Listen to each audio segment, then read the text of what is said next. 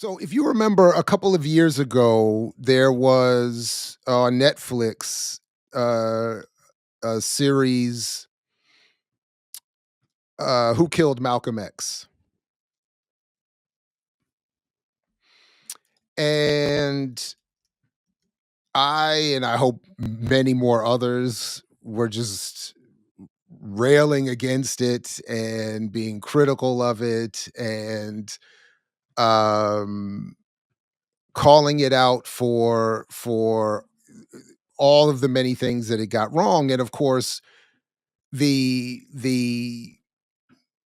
for me, the point of the series and the summary of my criticism was that it in choosing to focus uh, with a kind of myopia on who killed Malcolm, the documentary avoided all of what are the important things about uh, who was Malcolm and what were his politics.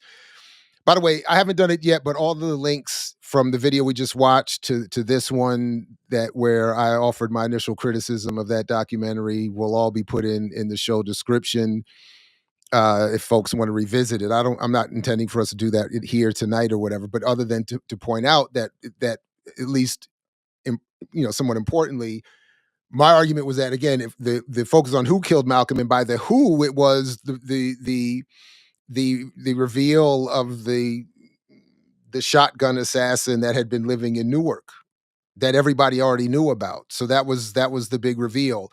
Anything, even in terms of adding context about the state's involvement, uh, the politics that would have made Malcolm a threat, all of that was ignored largely by the documentary in service of this one filmmaker claiming to be, for the first time ever tracking down the real killer when Marable's book pointed it out, Zach Kondo had pointed it. I mean, it just was not. But again, for me, the bigger issue was there were always almost always the same with with for me. There was little discussion of Pan Africanism, nationalism, internationalism, anti-capitalism, arms struggle, radical engagement with electoral politics, uh, condemnations of the state, UN charges of genocide, international solidarity with the decolonizing. None of who did Malcolm go meet with. None of this was.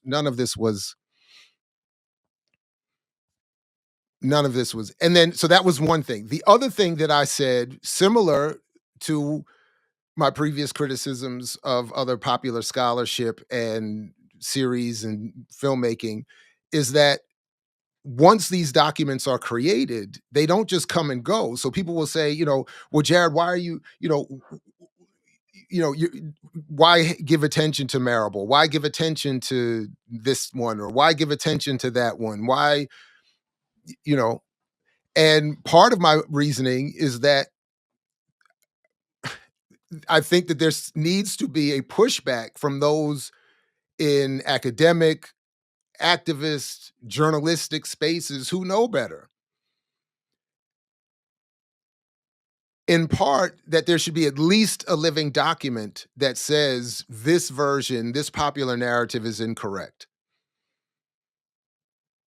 Educators can use it, activists can use it, young people who might get lucky and find it with an algorithm can use it, but to let it go with that. So that in part, and then in addition to that, my reasoning includes that once these documents are created, they become themselves the launching pad or foundations for other similarly situated media, scholarship, journalism, etc.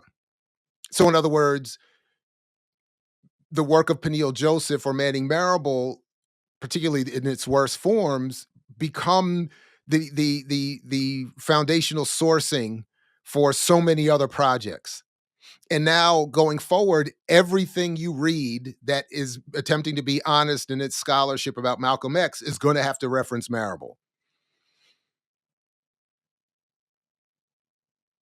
And if they're approaching it uncritically, they'll reference it and use it with the intent that it had, which was to replace Malcolm's autobiography as the key source for the history of Malcolm X. So if there's no criticism of it, and worse, if there's praise for it by those who should know better, then we're in. I think we're we're in increasingly bit of trouble. So when I saw that documentary, I said, A, it is predictably using the previously bad scholarship as its foundation and producing, or is intending to produce among its audience, a similarly situated limited frame of who Malcolm X was and what would made him attractive to revolutionaries and a threat to those representing state and colonial powers. So, okay. This is the problem I have with even with the stuff that I write. I'm never sure what is the best way to organize and present the material. I always struggle with this. So I'm just gonna start with, as a refresher, and this is why I put this on my Instagram earlier. You're in that book too, right? This is the one I'm in, yeah. And I've tried to show him that. This is a clip from that documentary. This is the part where you see Abdul Rahman, the creator of that documentary, take his son, and this, I admit, at the time bothered me. They're filming this in Sankofa Books in Washington D.C. I, for years, spent endless time in that space, supporting the space, working with the space, presenting in the space, supporting others who were presenting in the space, bringing meetings to the space so that we would support the cafe and the bookstore. I mean, I literally couldn't even begin to tell you how many hours I spend in that place. And for them to never invite us to have a book talk about our book, but then have this scene take place where our book is, as you can see, I take this as a diss. You set up the shot on purpose.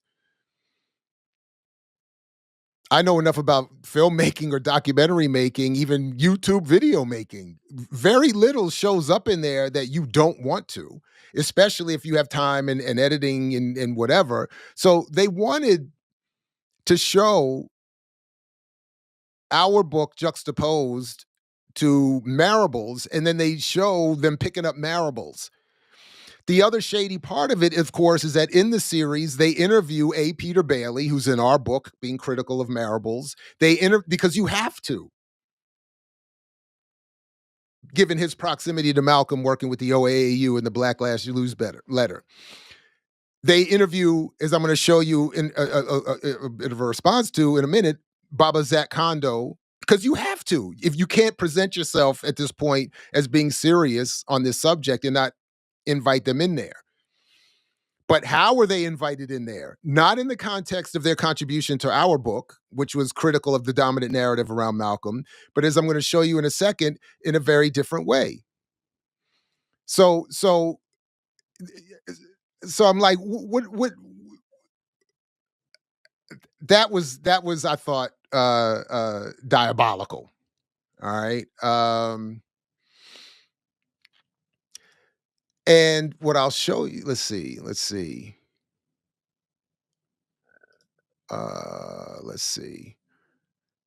What I'll show you now is a clip from, speaking of Zach Kondo. By the way, it's going to show up at least in some form in Monday's show on Black Liberation Media regarding the 100 years of Malcolm X. But I just did another interview for the channel here for Patreon and channel members for the time being to see first, with Zach Kondo updating his discussion on his research and his forthcoming new edition of his conspiracies book, and a little bit of what he thinks about something I asked him about Kendi's new introduction to Malcolm X speaks. But if you'd like to be a channel member or patron member here and get to that, great. Please do. Otherwise, just hold tight and definitely check out the show Monday on Black Liberation Media. But as a reminder, I clipped this from when Baba Zat Kondo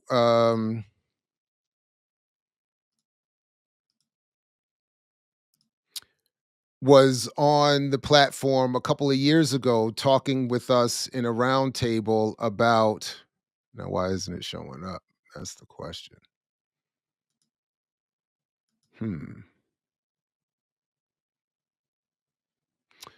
Talking about being in that Netflix documentary. And I wanted to play that as a reminder because we still haven't gotten to what I really want to show you yet. I'm trying to get there, but I'm wondering what is happening with, let's see. Oh, because the video is in the cloud and has to get down from the cloud, but it's so small. It's so small. It's so small. But I wanted to play this because I think it's important that we be reminded of what was going on and what Kondo said about being in Rahman's documentary. First off, the Netflix piece, if I could, I would airbrush every scene that I was in it. I regret it was a mistake on my part. I've been in a lot of documentaries, Malcolm, the Black Panthers, different things like that. This is the only documentary that I've ever been in that I realized it was a mistake. But I didn't know it was a mistake, in part because I didn't do my homework. The first mistake that I made, and normally I would do this, and I can't figure out why I didn't do it this time, is I would find out who the producer was. I didn't. I knew that the people who were doing the filming and stuff, I talked to them, and I knew some of their other work, some of which I didn't, really appreciate it. But I didn't find out until they had filmed me. At the end of the last filming is when I realized that Skip Gates was the producer. And we've had this conversation, Jared. If I would have known that Skip Gates was behind that film when they first contacted me, I would have said hell to the no. But I didn't know that. And so I have to live with that. Okay? Because I don't trust Gates. I've seen his documentaries. I don't respect him, as an African scholar, because I don't think he considers himself an African scholar. I think he considers himself a scholar who happens to be Black. So I don't have no time for Skip Gates. But if I would have knowing his commercialization history and other things, no discussion was needed. I would have called it a day, but I didn't know that. I also had no idea what angle they were coming from, because all I did, and they interviewed me twice. I went up to Brooklyn one time and they interviewed me like most of the day. And then they came to my college and they interviewed me all day. They came at around 7:15. I had a class at 8 o'clock. They came into the classroom and they basically stayed with me until 7:30 that night. And I spent the bulk of that time talking about the FBI and the NYPD and their role in Malcolm's assassination. And when they interviewed me in Brooklyn, I spent the bulk of the time talking about the nation, the FBI, and the NYPD. So I'm thinking, that, I'm giving them some good stuff. And then when I see the film, I'm there all day at my college. And when I see the film, they had 10 seconds. They showed a scene where we were sitting down at my desk. Muhammad was sitting next to me. I guess he asked the question, something like that. And then that was pretty much it. But that wasn't the worst part. I can deal with that. The worst part about that film is that, and it's real clear, now what Gates and whoever funded it, what they were really all about. It was about basically showing the Nation of Islam's role in Malcolm's assassination. It was about simplifying Malcolm's assassination, as complex as it was. They wanted to simplify it to make the point that maybe possibly behind the scenes the FBI might have, did a little bit here and there, but they had nothing to do with the actual assassination. Same thing to NYPD. That was the political angle of that film. And see, my thing is this, and I don't need to say this to y'all, but the nation deserves to be, pulled out there. No problem with that. That's what I do in my book. But how the hell can you put all this emphasis on the nation, but you ignore all of the disruptive tactics that the FBI and the NYPD were doing? And I well documented it. And this was also real interesting. And I didn't realize until at the end what that was about. When I was talking about the FBI, and I would talk and talk and talk, and I would, sometimes pull out my book and give them a citation and all that type of stuff. Their thing to me was, but do you have a copy of the actual document? Huh? I wrote the damn book 26 years ago. In my office right now, do I have a copy of the damn documents? No, I don't have a copy of the documents. But that is what they needed from what I can gather now, that's what they needed in order to put it in in order to, I guess, validate my statements about the FBI. Even if I'm reading directly from a document, they didn't want to hear it for legal reasons and all that type of stuff. But here's the thing. When it came to talking about the nation and all of the different, all the garbage that the nation was doing, you didn't need no extra documents. They wasn't asking for no damn FBI files and all that when it came to the nation. Whatever you got to say, we want to hear it for the nation. But if you're going to talk about the FBI, we need, for liability and legal reasons, we need to see some type of credible sources type of stuff. And it has to be the actual sources. No, that was that really was a charade. Yeah. And like I said, if I could take it back, I would take it back. My understanding is they're doing a second one, and they need not knock on my door. Not to mention the fact that there was nothing, and I want to make this point real clear, because the more, I've only been able to see this film one time. I mean, excuse me, 1.5 times. I started seeing, I saw it the first time, and I was, and the second time, I couldn't see it. I was watching it with my wife, and we were watching for a little bit, and then I realized I started falling asleep, and then I realized it wasn't that I was tired, it's that I did not want to waste no more time with this bullshit. Yeah. But here's the thing.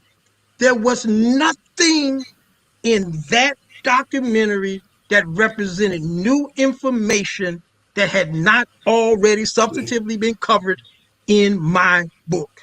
Nothing of substance. And the same can be said about Manning's book. Yeah, because exactly. Manning so presented as his own idea of the theory of what happened, the actual players and so forth around Malcolm's assassination. And if I don't remember the quip exactly, but basically he said something to the effect that all those books in the 80s didn't amount to much. On page 490, he says something to the effect that everything written in the 90s is irrelevant. Yeah. Which would include Baba Zat, sales. Yeah. Right. But are you hear something interesting? I talked to Marable maybe about a year or so before his book came out and he transitioned. And we were talking on the phone. And what Marable says to me is, he says that, how much he appreciated my book. And he said that my book was the gold standard. So then I was real curious when his book came out to see what he said about my book or about me. And I think I'm a reference somewhere in there. I'm an endnote. I'm a footnote or something like that. But it's like, that's not what this guy's telling me, your analysis and your ability to penetrate issues and people, he's giving me all this stuff. And then, like I said, there was like one. I saw one reference, and that was it. I don't know. I mean, I didn't know Marable that well, but I was kind of scratching my head a little bit on that one. All right. So my criticism, quickly summarized, you saw that there. I wish they would erase my presence from that documentary given the misrepresentation. All right. So then I get this sent to me, and I won't publicly credit where I got it because I just don't know that they want to be associated. Again, I'm not always sure people want to be associated with this stuff, and I don't always have a chance to ask or to hear back before I go live or do a video or whatever. So I'll just leave it out for now. But 3 days ago on his Facebook page, this is what we get from Abdul Rahman Muhammad, the filmmaker in question.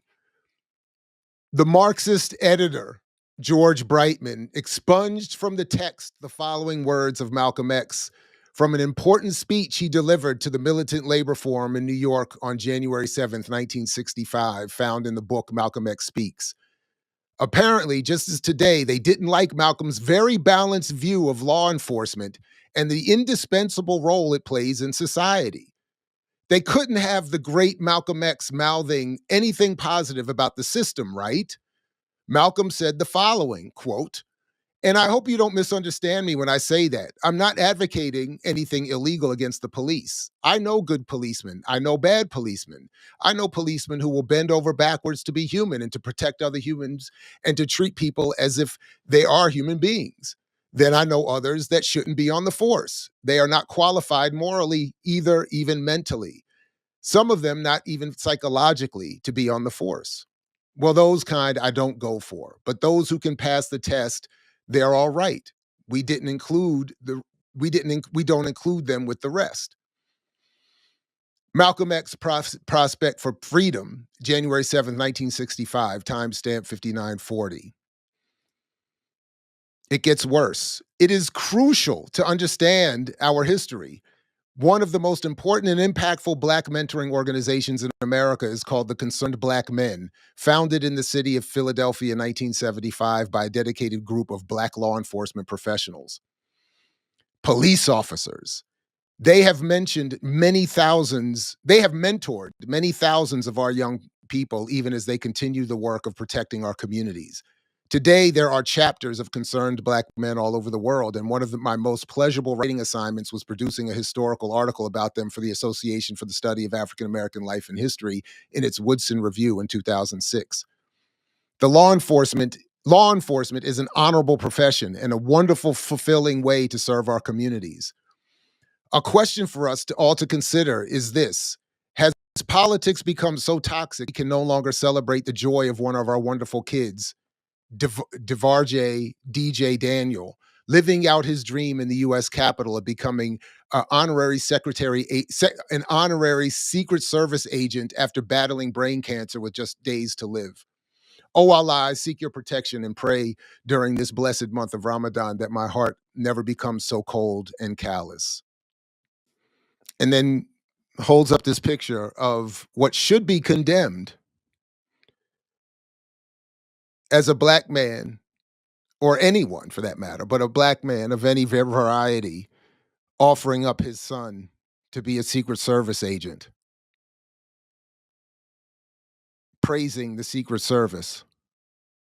Worse, done in the context of praising Malcolm X. And I honestly, when I saw that, I said, this has got to be one of the most egregious misrepresentations of Malcolm X I've ever seen in my life. Exactly.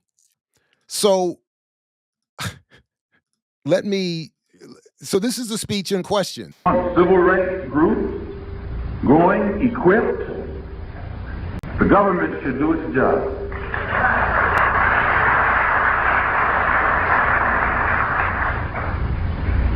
Concerning the Harlem incident that took place during the summer, when the citizens of Harlem were attacked in a pogrom. How do you pronounce that word? Pogrom? Pogrom. That's what it was. I was reading about it overseas. I can't pronounce it because it's not my word. But when the people of Harlem were the victims of that pogrom, that's your word. During the summer, we had heard long before it took place that it was going to take place. We had gotten the word that there were elements in the power structure that were going to incite a riot, something in Harlem that they could call a riot, in order that they could step in and be justified in using whatever measures necessary to crush the militant groups, which were still considered in the embryonic stage.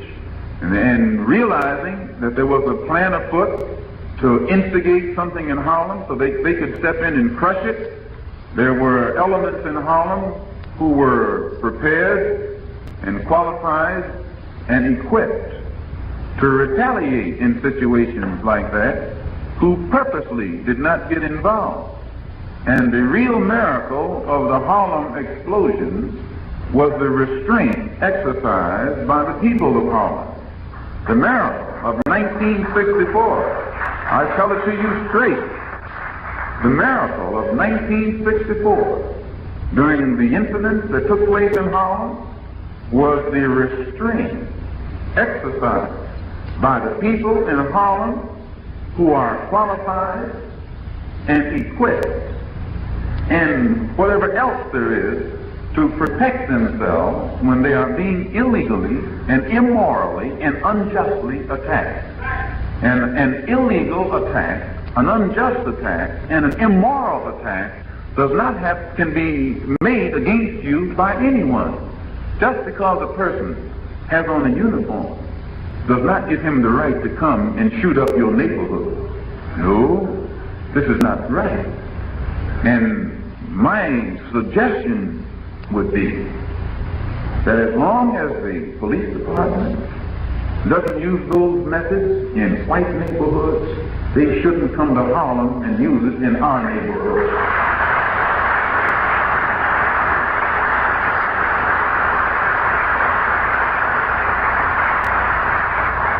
I wasn't here.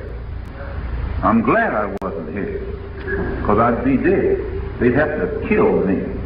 I'd rather be dead than to let someone walk around my house or in my neighborhood shooting it up, where my children are in the line of fire. Either they die or I die.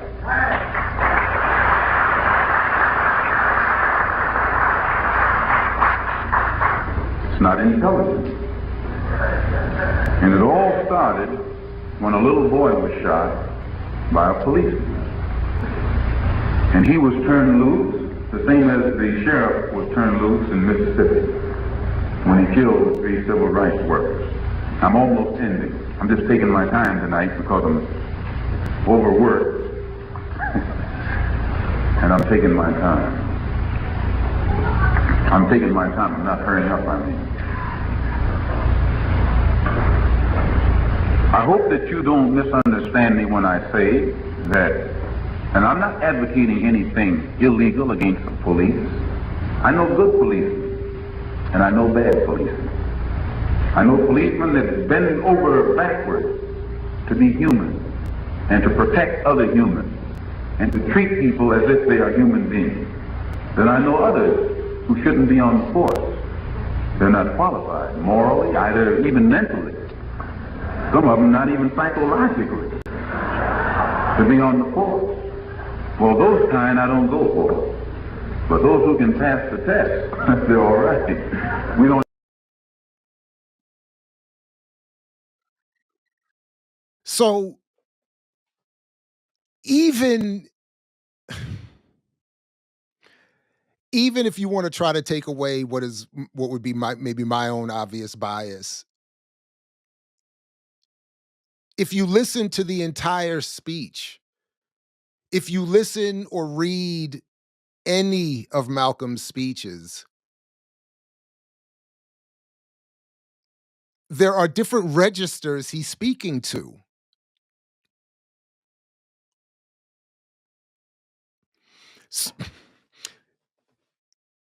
Maybe look, I'm not here to defend George Brightman, and there's been years of criticism of Pathfinder Press and Brightman for diminishing Malcolm's nationalism, maybe overemphasizing his allusions to socialism, maybe, or maybe they were presenting a more accurate depiction of where he was headed. That's been an argument for decades. Rahman doesn't want to take up that part. He wants to take a shot at Marxism by saying the Marxist scholar wants to hide the truth from you.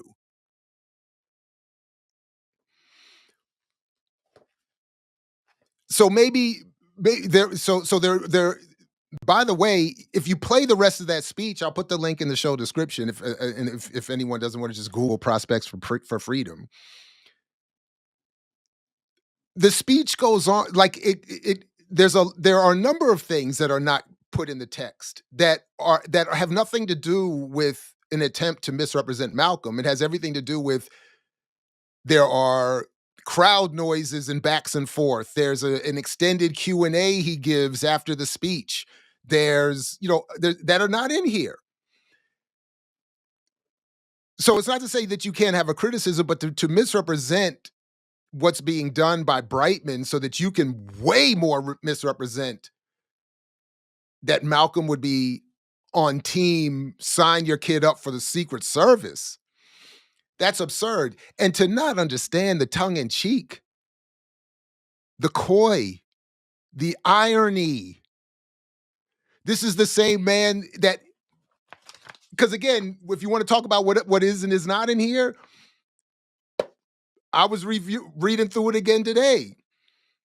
Earlier in the book, admittedly, it's a different speech, but earlier in the book, Malcolm is saying, if white folks want to be on my team, they got to beat John Brown as the standard. A more accurate speculation would be, were that passage kept in the book or any reference to it, it would be to be understood as what he was saying there. Earlier in the book, so he's saying that there's a Marxist attempt to misrepresent Malcolm, but he wants to tell you the truth, and we need to understand history, says Rahman. But he doesn't want to tell you what else is in the book. Now, who is it that opposes you in carrying out the law? The police department itself, with police dogs and clubs. Whenever you demonstrate against segregation, whether it's segregated education, segregated housing, or anything else, the law is on your side, and anyone who stands in the way is not the law is not the law any longer. They are breaking the law. They are not representatives of the law. Anytime you demonstrate against segregation and a man has the audacity to put a dog on you, kill that dog. Kill him, I'm telling you. Kill that dog. I say it if they put me in jail tomorrow. Kill that dog. Then you'll put a stop to it. Now, if these white people in here don't want to see that kind of action, get down and tell the mayor and tell the police department to pull the dogs in. That's all you have to do. If you don't do it, someone else will. All right, that's just one example. Now, as I said, but again, it's the ballad of the bullet. Also in the Marxist book. The same thing happened to the French up there in French Indochina. People who have just a few years previously were rice farmers got together and ran the heavily mechanized French army out of the Indochina. You don't need it. Modern warfare today won't work. This is the day of the guerrilla. They did the same thing in Algeria. Algerians were nothing but Bedouins, took a rifle and sneaked off to the hills, and de Gaulle and all his highfalutin war machinery couldn't defeat those guerrillas. Nowhere on this earth does the white man win a guerrilla warfare. Page 41 of that same book, also Ballad of the Bullet.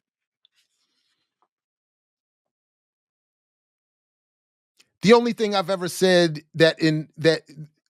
last but not least, I must say this concerning the great controversy over rifles and shotguns. The only thing I've ever said is that in areas where the government has proven itself either unwilling or unable to defend the lives and property of Negroes, it's time for the Negroes to defend themselves. Also Ballad of the Bullet. Same, but also in that same Marxist edited book.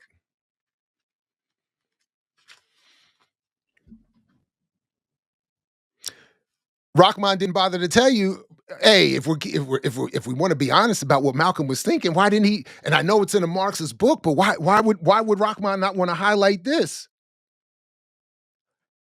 Also, they say travel broadens your scope. And recently, I've had the opportunity to do a lot of it in the Middle East and Africa. While I was traveling, I noticed that most of the countries that had recently emerged into independence have turned away from the so called capitalist system in the direction of socialism. Whoops, whoops, whoops. And please let me know if you find the passage that I've missed that also Mr. Brightman must have kept out of here, where Malcolm tells people to join the Secret Service, which, by the way, had my own father under surveillance back in the day. You know, maybe Mr. Rahman thinks that that's appropriate, that black activists be put under surveillance by black Secret Service agents. If we're willing to talk about police brutality, it's because police brutality exists. Why does it exist? Because our people our people in this particular society live in a police state. Oh, oh, the Harlem Hate Gang scare from May 1964, also in that Marxist book.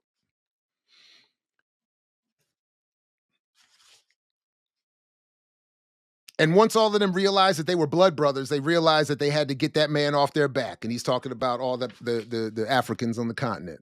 They lived in a police state. Algeria was a police state. Any occupied territory is a police state. And this is what Harlem is. Harlem is a police state. The police in Harlem, their presence is like is like occupation forces. It's like an occupying army. While we're citing page 74 from that Marxist edited book. He must have been misinformed by some of the old generation who have been ready and willing to suffer brutality at the hands of someone because he has on a uniform. Nowadays, our people don't care who the oppressor is, whether he has a sheet or whether he has on a uniform. It's the same category, a sheet or a uniform. Pages 74 and 75 in that Marxist George Brightman book. I would like to say this in my conclusion. You'll see terrorism that will terrify you. And if you don't think you'll see it, you're trying to blind yourself to the historic development of everything that's taking place on this earth today. You'll see other things. Why will you see them? Because people will realize that it's impossible for a chicken to produce a duck egg, even though they both belong in the same family of fowl. A chicken just doesn't have it within its system to produce a duck egg. It can't do it. It can only produce according to what that particular system was constructed to produce. The system in this country cannot produce freedom for the Afro-American. It is impossible for this system, this economic system, this political system, this social system, this system, period. It is impossible for this system as it stands to produce freedom right now for the black man in this country. And if ever a chicken did produce a duck egg, I'm quite sure you would say that is certain. I'm sure you would say it was certainly a revolutionary chicken. Question: what political and economic system does Malcolm X want? Answer: I don't know, but I'm flexible. As was stated earlier, all of the countries that are emerging today from under the shackles of colonialism are turning towards socialism. I don't think it's an accident. Most of the countries that were colonial powers were capitalist countries, and the last bulwark of capitalism today is America. It's impossible for a white person to believe in capitalism and not believe in racism. You can't have a capitalism without racism. And if you find one and you happen to get that person into a conversation and they have a philosophy that makes you sure that they don't have this racism in their outlook, usually they're socialists or their political philosophy is socialism. Pages 76 and 77. Travel broadens one's scope. Anytime you do any travel, your scope will broaden. It doesn't mean you change, you broaden. No religion will ever make me forget the condition of our people in this country. No religion will ever make me forget the continued fighting with dogs against our people in this country. No religion will make me forget the police clubs that come upside our heads. No God, no religion, no nothing will make me forget it until it stops, until it's finished, until it's eliminated. I want to make that point clear. It feels like he's talking to Rahman 50 years ago. No religion, no celebration of Ramadan is going to make me forget what the police are doing. Oh, I'm sorry.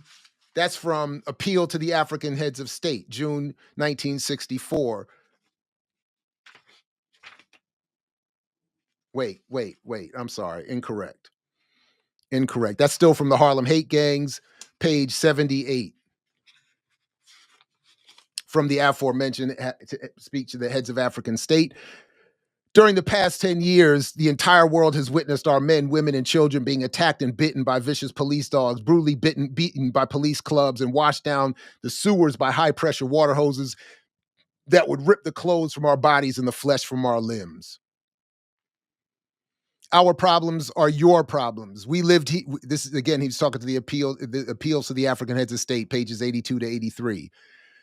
Our problems are your problems. We lived here for 300 years in that American den of racist wolves in constant fear of losing life and limb. Recently, 3 students from Kenya were mistaken for American Negroes and were brutally beaten by New York police.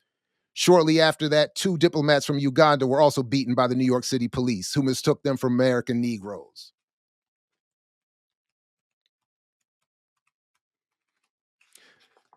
See, the real problem that Rahman and others are having is that it's not that Brightman misrepresented Malcolm by taking out that small little comment that really wasn't even to be taken. I think if you hear it as we just played it, it's not to be taken outside of being tongue in cheek.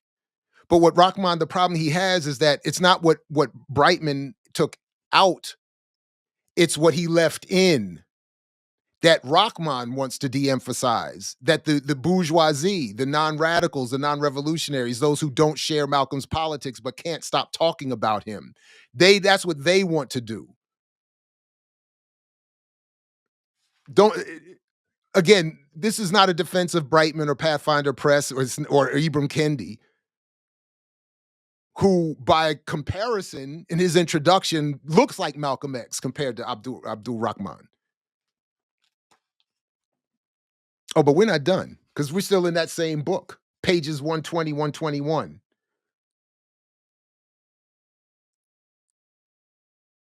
I have to take time to mention that because, in my opinion, not only in Mississippi and Alabama, but right here in New York City, and I can best learn how to get real freedom by studying how Kenyatta brought it to his people in Kenya. We could talk about about that history.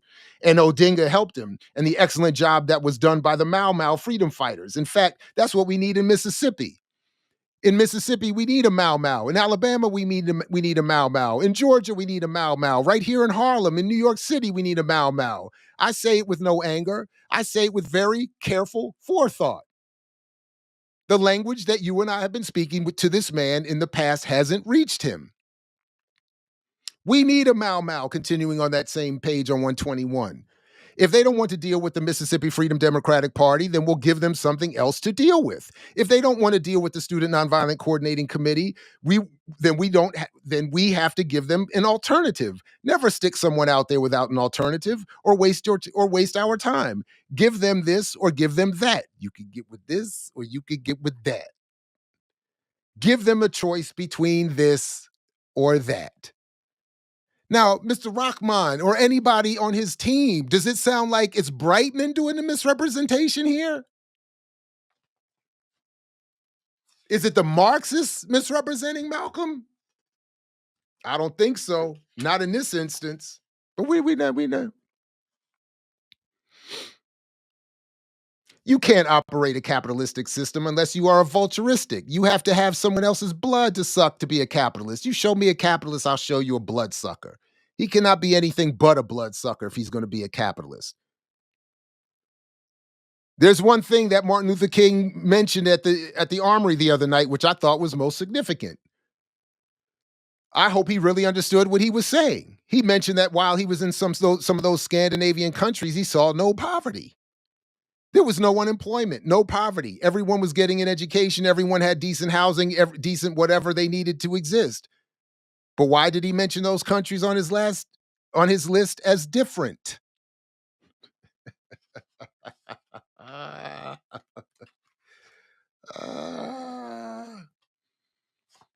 Oh, I'm sorry. That was page 137 at the Audubon. Just moving ahead a little bit here. which speech are we in here? Same thing at the Audubon, still at the Audubon. So this would have been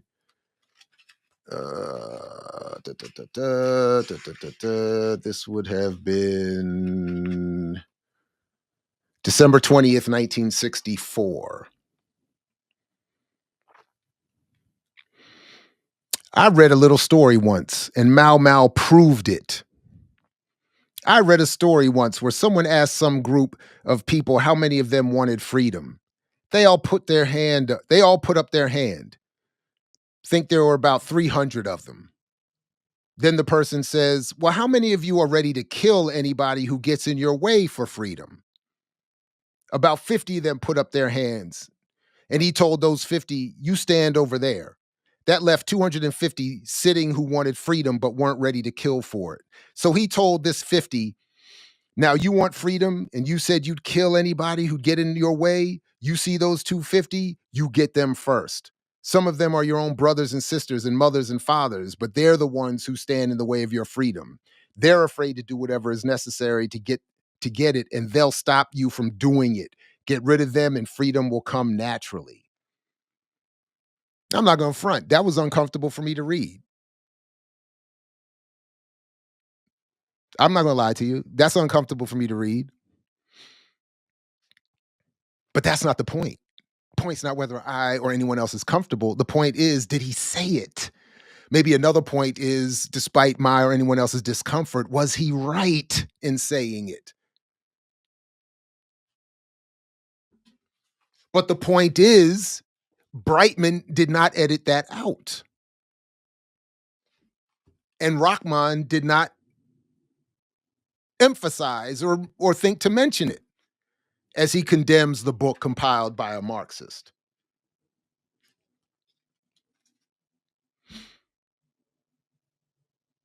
I'm telling you how to do it. You're liberal. You're a liberal, you get a sheet. And you get something up under that sheet that you know how to use and walk right up. He's talking to white liberals here, by the way, at the end of that same speech, page 134. You're a liberal, you get a sheet. And get you something up under that sheet that you know how to use and walk right up in that camp of sheeted people with the rest of them and show how liberal you are. I'll come back and shake your hand all day long. I'll walk you around Harlem and tell everybody what a good white person you are because you've proved it. But I don't accept any nonviolent liberals. This doesn't mean you've got to be violent, but it does mean that you can't be nonviolent. Again, I understand if Mr. Rahman or any of us, myself included, are uncomfortable by this. I'm not mad at that. I understand that. But again, that's not the point. Our comfort is irrelevant. Especially if we were so interested, as was suggested, in being accurate to the history and telling the truth. And that's just from that one book.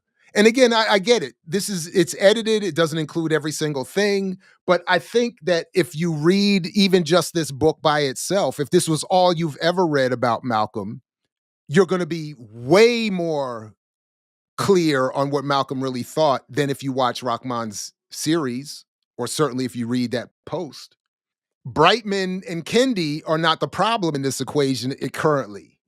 I mix what I like, what I like, what I like, what I like, what I like.